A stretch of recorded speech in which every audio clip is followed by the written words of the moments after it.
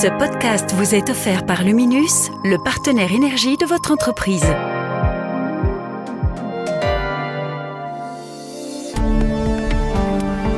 Vous écoutez Z sur 7, le podcast quotidien de Trends Canal Z. Aujourd'hui, nous sommes le 21 juin. Votre podcast aujourd'hui est écrit par Arnaud Huard et animé par Jean-Pascal Ledoux. Bonjour à toutes et tous, aujourd'hui à la une de votre podcast, les produits d'assurance sont souvent trop chers. Les produits d'assurance vie ont été ramenés à la baisse. Ensuite, présentation du gluton select avec un appétit d'ogre. Les glutons sont présents dans bien plus que 80 pays. Et pour finir, nous retrouverons Hamid Faljaoui et son regard décalé sur le stoïcisme des marchés financiers.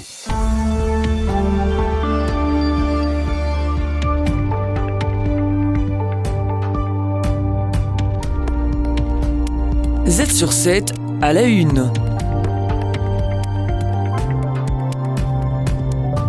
Selon le rapport annuel de la FSMA, l'autorité des services et marchés financiers, les produits d'assurance sont souvent trop chers. Cela concerne autant les assurances vie que le reste. Après en avoir passé au crible 234, l'autorité est passée à l'action. Jean-Paul Servet, président de la FSMA. Pour des produits qui étaient trop chers, qui étaient ce qu'on appelle des outliers négatifs, eh bien, dans 78 cas, les produits ont été retirés en termes de commercialisation en Belgique.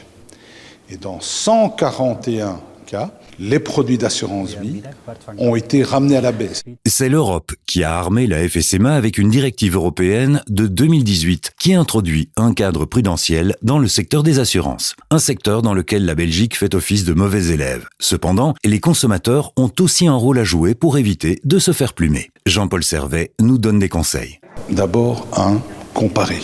2, ne pas regarder que la prime, mais aussi s'il y a des exclusions en termes de garantie, des franchises. Et ça, c'est ce qui se traduit assez bien dans ce fameux nouveau concept qui est hérité de dispositions de droit européen qu'on a transposé en temps et à heure en Belgique et qui a été mis en œuvre, contrôlé par la FSMA.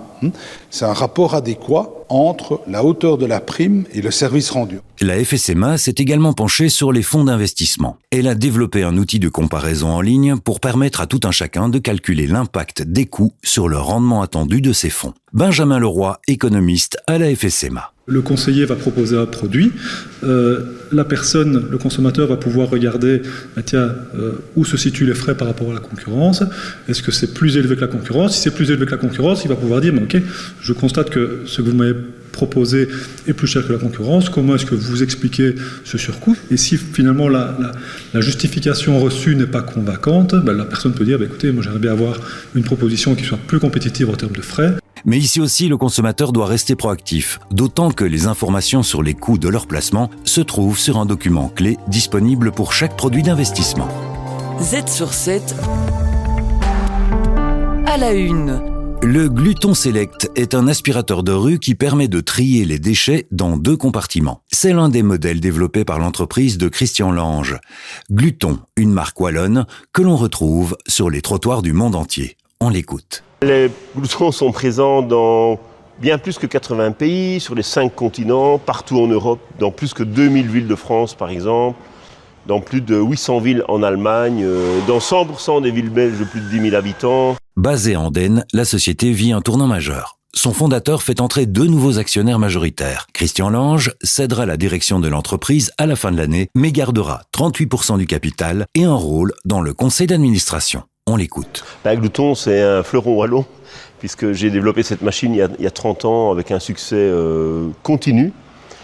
Et pourquoi je change de vie? Simplement parce qu'à 61 ans, je pense que après avoir donné 39 ans de ma vie à cette entreprise, j'ai envie de faire autre chose de ma vie. Actuellement, Gluton affiche un chiffre d'affaires de 18 millions d'euros, une croissance qui ralentit depuis la pandémie. Pour relancer la dynamique, Christian Lange a donc choisi 2 entrepreneurs flamands plutôt que la proposition d'un fonds d'investissement wallon. Christian Lange s'en explique. Et moi, je préférais profondément faire entrer des entrepreneurs parce qu'ils n'ont pas la même philosophie des affaires, et un entrepreneur, en tout cas ceux-ci, ils veulent investir à long terme. Alors que les fonds d'investissement, ils veulent faire une plus-value, revendre dans 5 ans, et ce n'était pas l'avenir que je souhaitais à ma belle entreprise. Accroître la recherche et le développement, investir encore d'autres marchés, les nouveaux investisseurs entendent booster tant la recherche que la commercialisation de machines innovantes.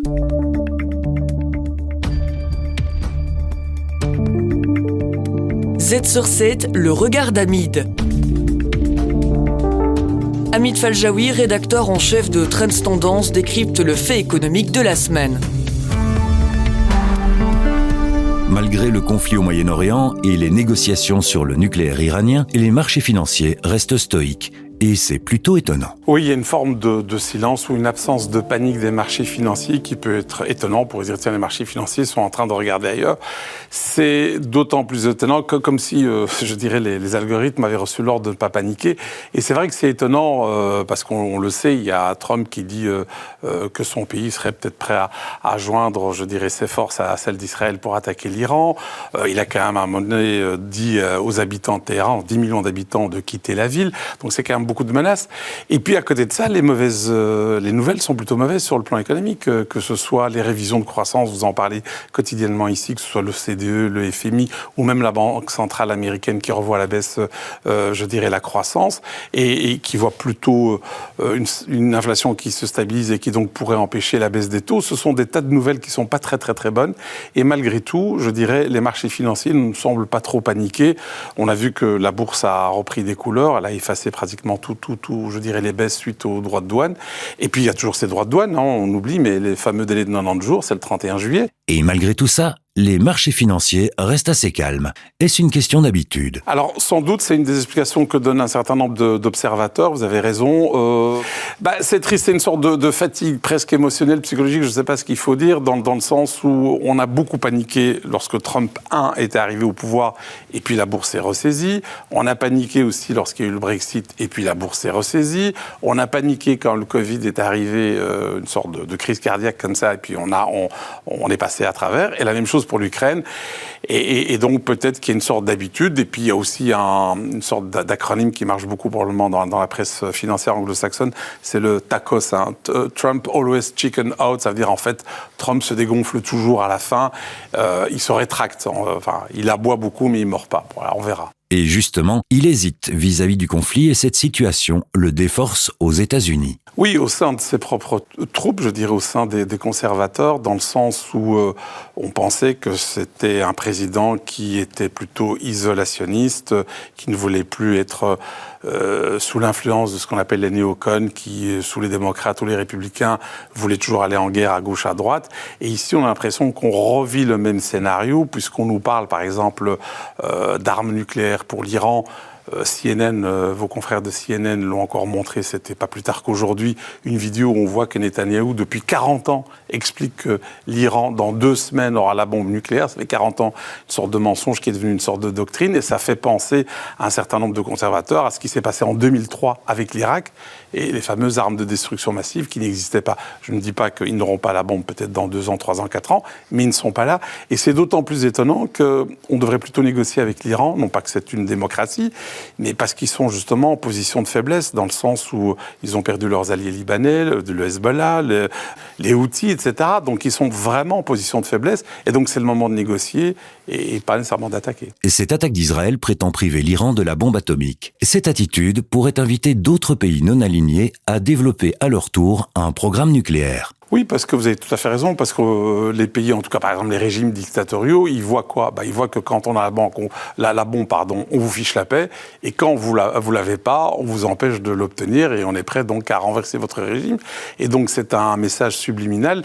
Beaucoup d'experts pensent qu'on va relancer à travers ça la course à l'armement nucléaire, et ça c'est dommage. Les meilleurs experts boursiers vous proposent des analyses des marchés internationaux, des conseils avisés et les dernières tendances économiques. Z sur 7, expert boursier. Pour finir ce podcast, analysons les marchés financiers avec Philippe Évrard de chez Belfius. On vient d'en parler avec Hamid Faljaoui. Les bourses restent sereines malgré une légère baisse. Oui, effectivement, quand vous regardez l'évolution du Stoxx 600 sur la semaine, il termine à moins 1,5%. Et le Standard & Poor's 500, donc l'indice phare américain, sur 4 jours, les États-Unis étaient fermés hier, lui termine sur moins 0,3%. Et ça, c'est dû à l'incertitude. Donc Hamid Faljaoui, on a déjà pas mal parlé. Vous avez les tarifs douaniers qui plombent le moral des investisseurs. Le moratoire décrété par Trump va bientôt se terminer.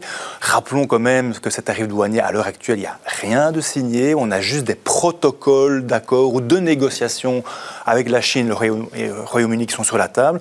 En plus de ça, rappelons également que la justice américaine s'en inquiète parce que c'est une compétence du Congrès et pas du président. Vous avez également ce qui se passe entre l'Iran et Israël, où ça a des impacts notamment sur le pétrole. Trump a effectivement promis aussi de clarifier sa position au courant du mois de juillet. On va avoir un mois de juillet assez chargé. Et alors, effectivement, l'élément qui est assez perturbant, c'est que ces bourses restent malgré tout résilientes. Ce même contexte, il y a 3-4 ans, aurait probablement généré une chute assez spectaculaire des bourses, ce qui n'est pas le cas. Et ces incertitudes pèsent sur la Réserve fédérale américaine. Cette dernière a décidé de ne pas changer ses taux. Oui, c'était une annonce, c'était un secret de polichinelle, tout le monde s'y attendait à ce que ces taux ne changent pas, ce qui a été le cas. Quand vous voyez le discours de Jérôme Powell qui a suivi cette annonce, ça confirme aussi cette incertitude. Il n'a aucune vue sur ce que sera la politique monétaire des États-Unis dans les prochaines semaines, dans les prochains mois, aux grandes dames de son président chéri Donald Trump, qui lui n'attend qu'une chose, c'est une baisse de ses taux directeurs. En Europe, les entreprises d'énergie et d'autres secteurs font de bons résultats. Et on peut y voir un message. Mais ce qu'on peut retirer comme message, ça se voit aux États-Unis, on en a parlé, et en Europe, c'est qu'un soutien public, quel qu'il soit, permet d'orienter les marchés, permet aussi de donner une bouffée d'oxygène. Vous le voyez ici en Europe, le soutien fait que certaines entreprises vont bien, on le retire, on enlève la prise. Aux États-Unis, c'est le chemin inverse qui suit. Et alors, maintenant, qu'est-ce qu'il faut faire en tant qu'investisseur à l'heure actuelle? C'est toujours le même message, diversifier son portefeuille, c'est vraiment le meilleur message. Aller aux États-Unis, aller en Europe, aller au Japon, dans les pays émergents, aller dans tous les secteurs d'activité parce que cette incertitude pèse énormément et à un moment donné, il y aura un vainqueur et autant y être. C'est tout pour l'épisode d'aujourd'hui. Merci à tous et toutes de nous avoir écoutés. On se retrouve demain avec plus d'analyses sur l'actualité dans un nouvel épisode de Z sur 7. Et de quoi parlerons-nous demain, Jean-Pascal ? Demain, vous retrouverez un nouvel épisode du Trends Talk. Olivier Mouton recevra Adrien Delimont, ministre-président wallon, pour parler de l'évolution de la Wallonie. Je vous laisse avec 1 minute de Luminus et son conseil pour mieux gérer votre énergie en entreprise.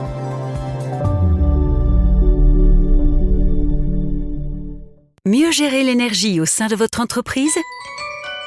Ça commence par l'expertise de Luminus. Bonjour, je suis Quentin Janssen, directeur B2B chez Luminus. Avec mon équipe, nous aidons les entreprises belges dans l'électrification de leurs besoins.